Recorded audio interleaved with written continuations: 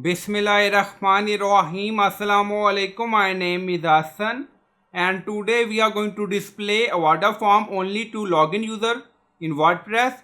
Before starting work, it's my request, please subscribe my channel. Thank you. Now back to our work.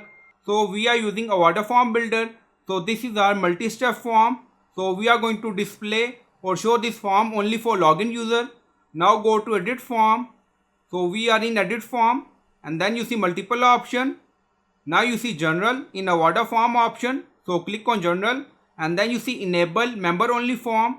Select if you want to display this form to only login user with specific user role. Yes. And then you see select user role. If you want, you can choose or select specific user role, but it's up to you. Select user role you want to display this form to. Leaving blank will display form to any login user. We don't select any user role because we want to display this form only for login user only, and then click on update. Now you see post updated done. So I hope you like this video. Please like, comment, share, subscribe. Thank you for watching.